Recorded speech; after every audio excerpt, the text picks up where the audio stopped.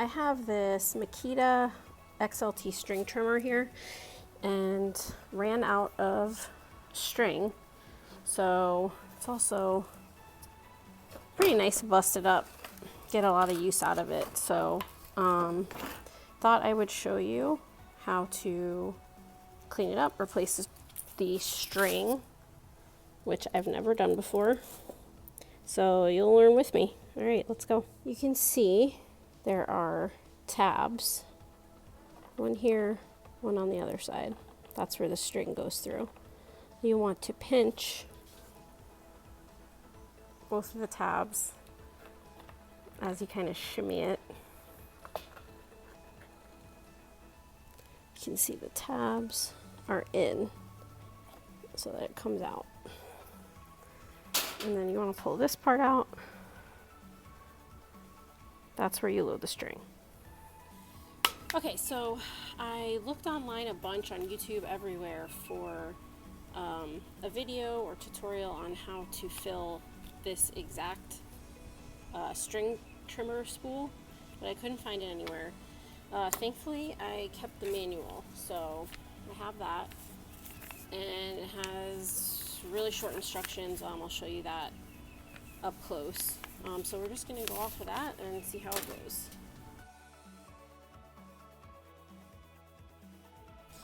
Okay, this string is just 0.065 inch nylon trimmer line. Got it from Amazon. So basically what you need to do is insert the end of the line into this little hole here, and then feed it through this hole to get it onto the spool, and then we'll wind it in the direction of the arrows here, and I'll show you this up close too. So we'll kind of do it opposite. We'll go up from the inside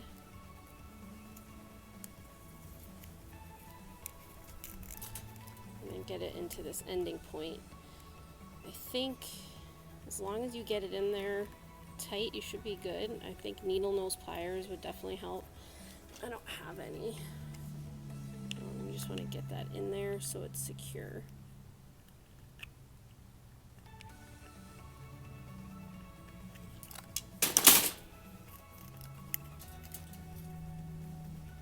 Okay, so now you see the string is in the spool, and then there's arrows here, and just kind of twist it around according to the direction of the arrows. Okay, let's look at that again real quick. You can see right here, that's where the end of the line needs to go in, and then it needs to be fed down through that hole so it enters the spool, and then you will wind the line in the direction of these arrows here.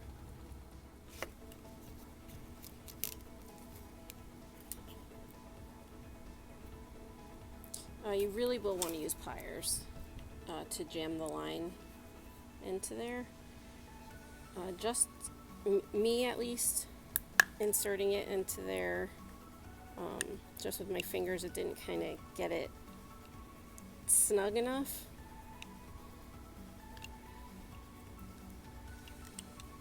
And when I pulled this into the spool, the string just popped right out. So you'll see when I use pliers to push it in there, you can kind of test it, give it a little tug, and it's nice and secure in there. And then wind it the direction of the arrows, so we're going this way.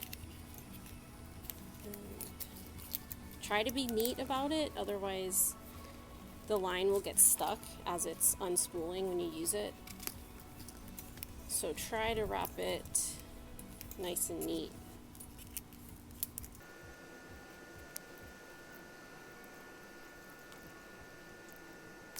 Okay, when you get to the end,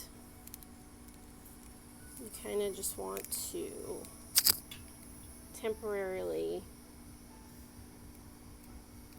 clip it onto one of these, like kind of wherever the line ends, however much line you want coming out. You'll just like pick one of the clips, clip it there. That's kind of just to help you, because when you put it through here and flip it over, it kind of gets messy. So it's just kind of to keep it in one place for you. So clip it, insert it into that hole.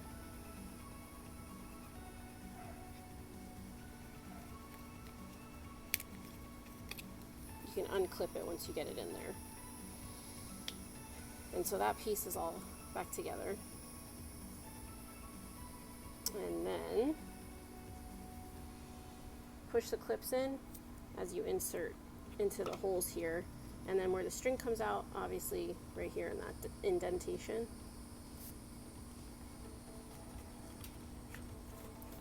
Pop back in.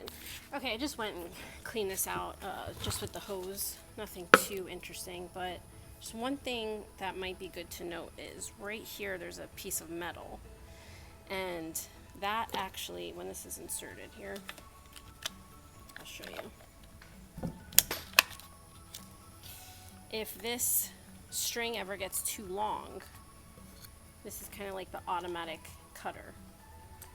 So when this swings by and the string is too long, it'll cut that excess string. So it's not dangerous in hitting you or anyone else.